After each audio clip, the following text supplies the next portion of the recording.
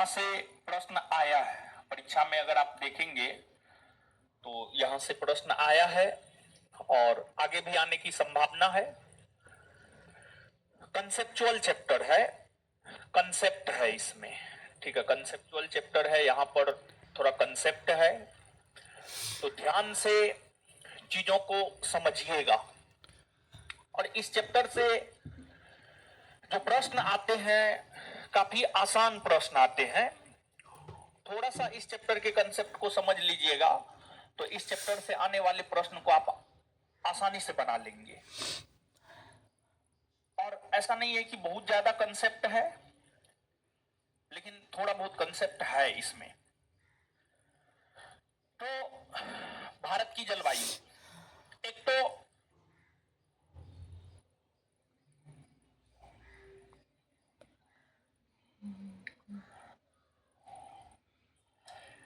एक प्रश्न तो सीधा सीधा पूछा जाता है ये कि भारत की जलवायु कैसी है, ठीक है। एक तो सीधा सीधा प्रश्न पूछा जाता है भारत की जलवायु कैसी है, तो इस सीधे सीधे प्रश्न का उत्तर होगा भारत की जो जलवायु है उष्णकटिबंधीय मानसूनी जलवायु।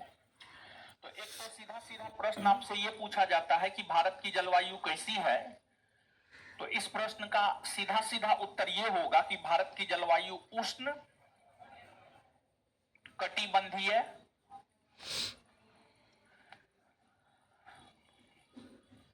मानसूनी।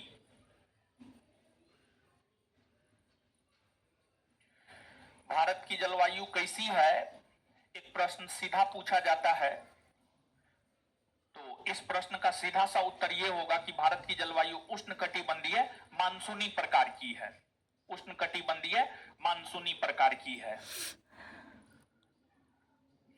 अब किस आधार पर कह सकते हैं कि भारत की जलवायु उष्णकटिबंधीय है और उष्णकटिबंधीय में भी मानसूनी प्रकार की जलवायु है, ये बात हम लोग किस आधार पे कह सकते हैं? देखिए यहां पर बार बार एक शब्द का प्रयोग हो रहा है, वो शब्द है आपको जलवायु।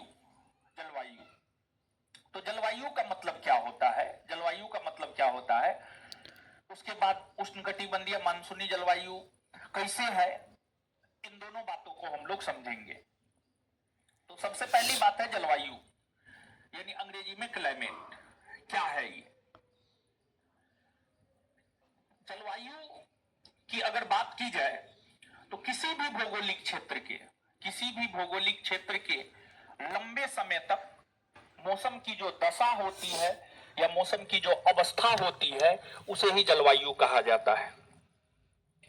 किसी भी भूभाग में, किसी भी भौगोलिक क्षेत्र में, किसी भी देश में, किसी भी राज्य में, किसी भी शहर में लंबे समय तक, मतलब 30 वर्ष, 35 वर्ष, 50 वर्ष तक जो मौसम की अवस्था होती है उसी को जलवायु कहा जाता है।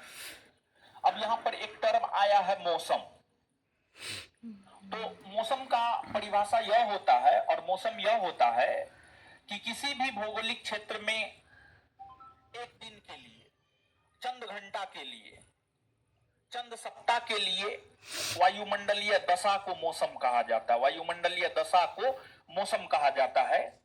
जैसे एग्जाम्पल के तौर पर एक बात हम आपको समझाना चाहते हैं कि जैसे मान लिया